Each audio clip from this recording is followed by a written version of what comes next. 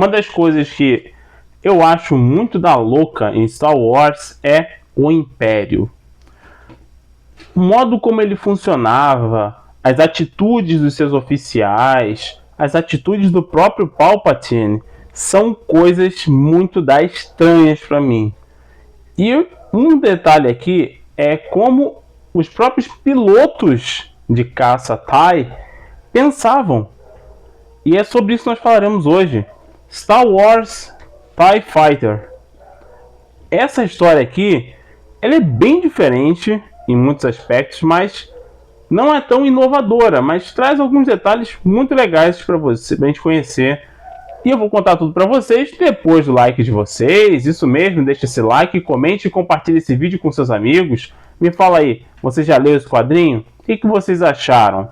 Bota aí nos comentários. Claro, se inscreva aqui no canal ativando o sininho de notificação para ficar sabendo sempre que tem vídeo novo e não perder nenhuma novidade de Star Wars. Então, bora pro vídeo?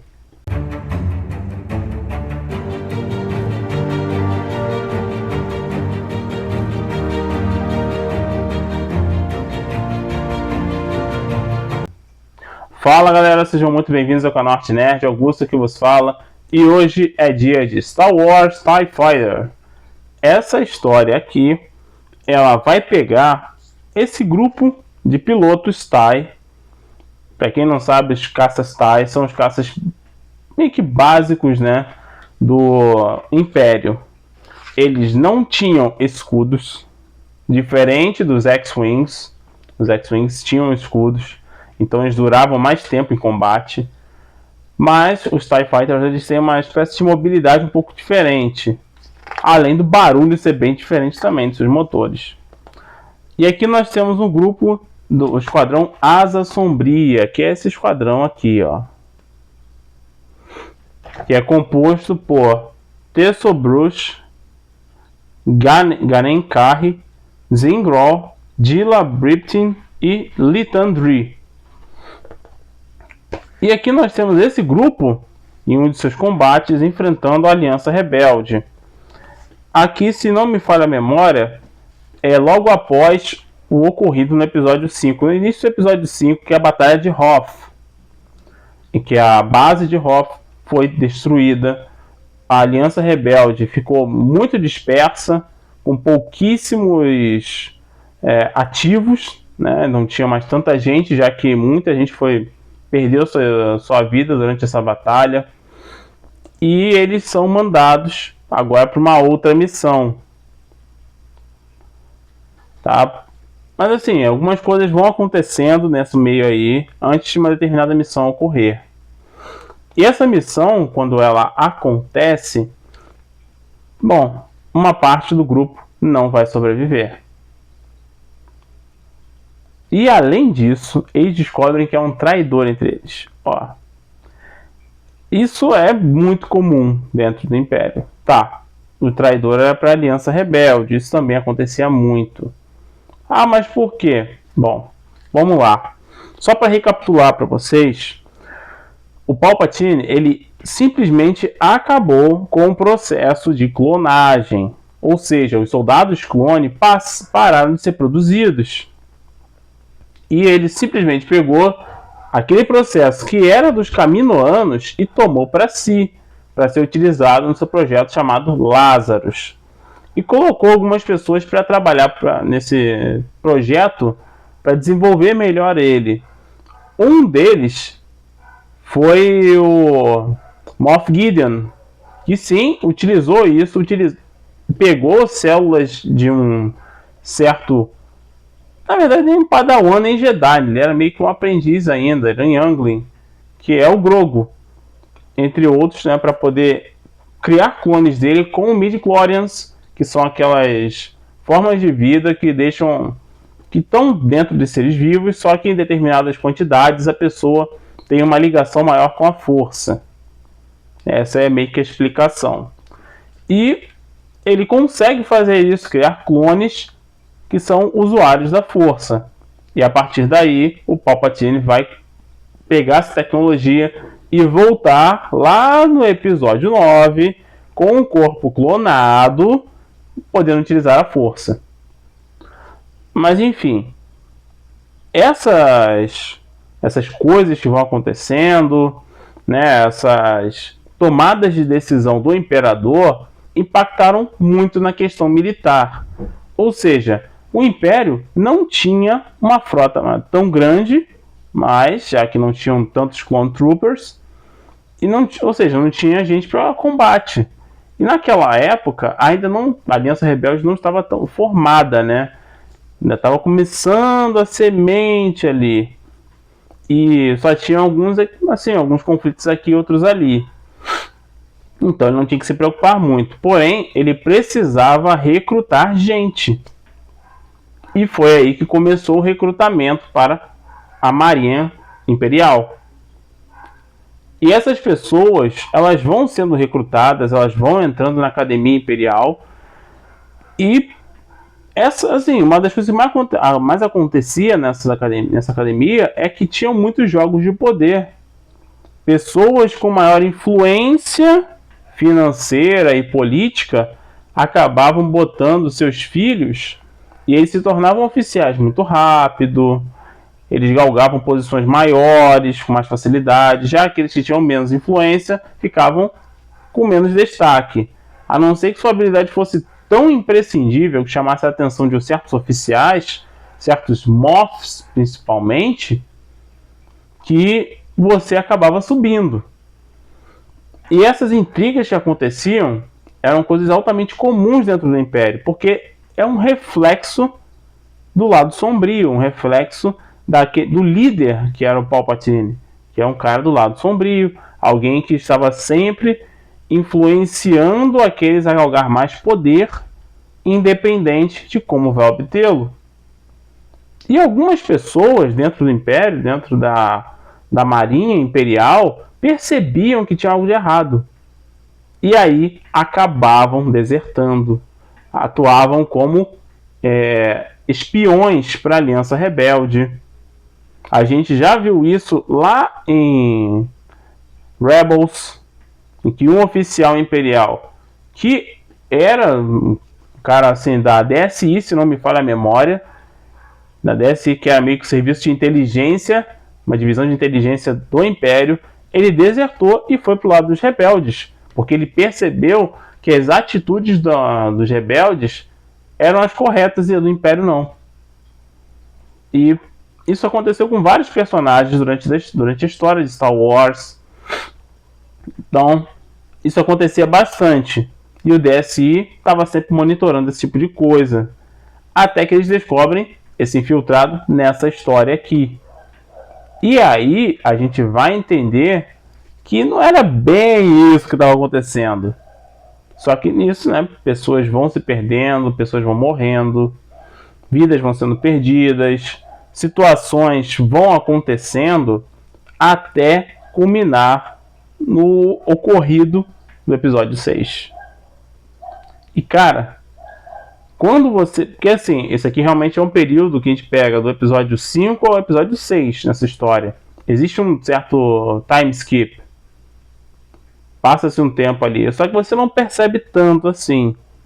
Você não nota tanto essa transição temporal. Mas quando acontece, é surpreendente para todo mundo ali. Você percebe que as pessoas ficam, em grande parte, meio perdidas. O que a gente vai fazer agora que o imperador morreu? O império caiu. E agora? O que vai acontecer? Como a gente vai proceder a partir de agora? São perguntas válidas dentro dessa história e eles vão ter que tomar decisões. Só que, óbvio, como eles não são comandantes, não são Moffs, eles são subalternos, então eles só vão acatar ordens. Mas ainda assim, você percebe no olhar deles, nas atitudes deles, que assim, quando isso acontece, eles ficam realmente perdidos. Cara, essa é uma história assim interessante nesse aspecto. Sim, é bastante interessante. Só que, sinceramente, precisava de mais. Acho que esse foi o meu problema com essa história.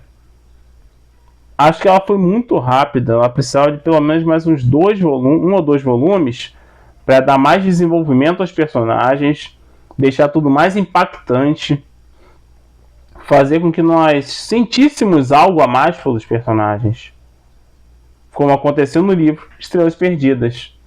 Ali a gente tem desenvolvimento dos personagens, nós temos um apego que a gente tira, existe um vínculo entre eles.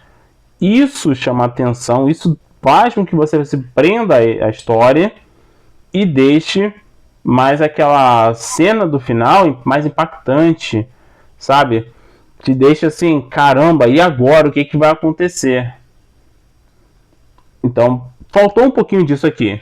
Na minha opinião, faltou. Ele não é um quadrinho 10 de 10. Isso é longe, está longe de ser 10 de 10. Mas é um bom quadrinho. É uma boa história. Só que, sinceramente, faltou isso. Eu não sei se essa história ela vai ter uma continuação, né? Não tenho certeza se vai acontecer. Mas, cara, esse quadrinho aqui ele é bem legal. Sinceramente, esse grupo ele é realmente sinistro. Ele é muito, muito sinistro mesmo. Ele rivalizaria com o esquadrão do Ed Antilles, que é um dos esquadrões mais brabos da Aliança Rebelde. Ele e Luke Skywalker pilotando e mais alguns, cara, eles eram muito sinistros. Eles realmente faziam, assim, limpavam terreno enquanto estavam em combate. Eles realmente eram muito bons mesmo no combate, com os seus X-Wings, e esses caras não deixam a desejar no quesito combate com o TIE Fighter. O TIE deles, que é simples, não é aquele Mega TIE avançadão, eles realmente mandam ver. É um grupo bem interessante, que sinceramente poderia ter mais desenvolvimento, na minha opinião, e trazer uma história com muito mais impacto. Um negócio que eu acho legal é que é como é retratado eles conversando, a gente enxergando eles dentro do capacete.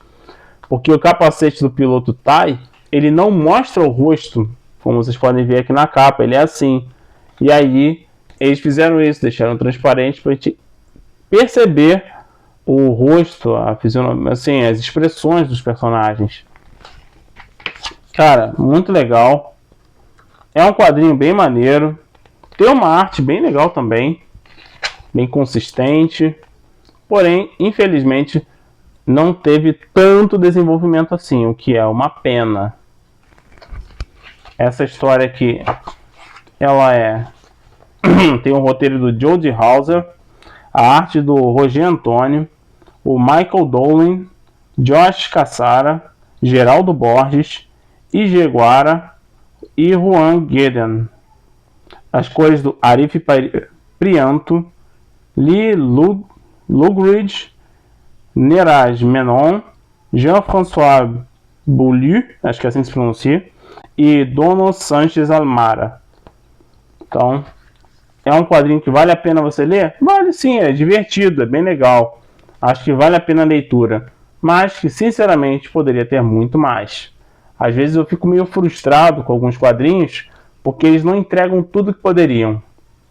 E alguns quadrinhos acabam demorando demais e não precisavam tanto. É curioso isso, como a arte, né? A nona arte tem muito disso. Às vezes entrega muito e às vezes entrega muito pouco. Mas faz parte, a gente só descobre muito disso depois que lê.